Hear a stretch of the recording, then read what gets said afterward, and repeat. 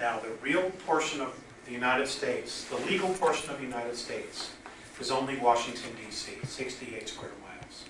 Are you aware of that? That's the only true portion of the United States, 68 square miles.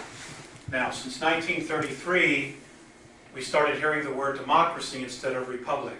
In school books, in magazines, this is done on purpose.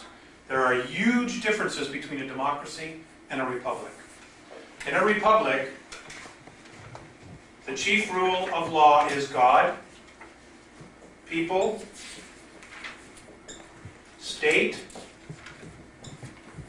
and then federal. Okay, this is a republic. To the republic for which it stands. Oops, that's supposed to be a P. Now, in a democracy, it's absolutely the opposite. It's federal, state, it's people, God bless you, and then God. If it wasn't so serious about what's going on, it really would be pretty laughable. So now that tracks back to the even more secretive Council on Foreign Relations. This was formed in 1921 by a group of people that were including Colonel House, who was the right-hand man, shadow to Woodrow Wilson. And their whole avowed purpose was to educate the American public on the desirability of global government. And why did they feel like they had to do that? Because they had already made their first attempt, the League of Nations. Okay?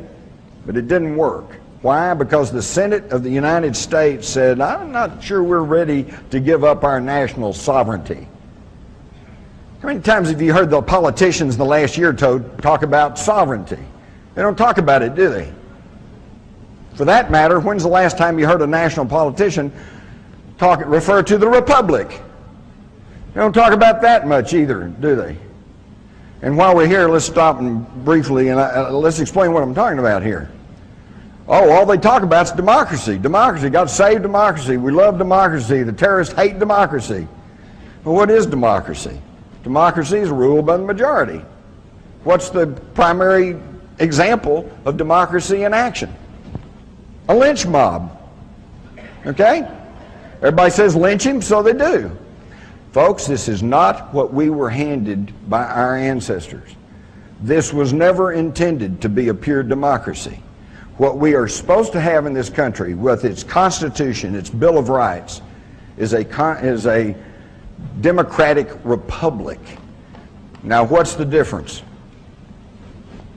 In a pure democracy, the lynch mob. Lynch him, okay? You string him up. In a democratic republic, you have to go through a system of laws, checks and balances, courtroom procedure. You have to give the guy a fair trial. There are certain procedures and laws that you have to follow. He has the right to meet his accuser. He has the right to defense. He has the right to cross-examine the evidence and the witnesses against him. And then if he's found guilty, then you can hang him. It really is amazing to me, because if Osama bin Laden was indeed behind the 9/11 attacks, and there's still been no real proof that he is, but if he was, and if his goal was to destroy a democracy and to end our freedoms, he succeeded, hadn't he? But we know that some bearded guy over in a cave somewhere is not responsible for everything that's going on in the world today. Here at the bottom, I'll call your attention to that bottom sentences. It says, it is plain that Washington believed the center of the secret conspiracy so far this country was concerned to be located in New York. New York, the Empire State. This is where all of the fascist, Nazi, communistic dirt of the world is being drummed up against the American Republic. New York is the home of subversion for the world.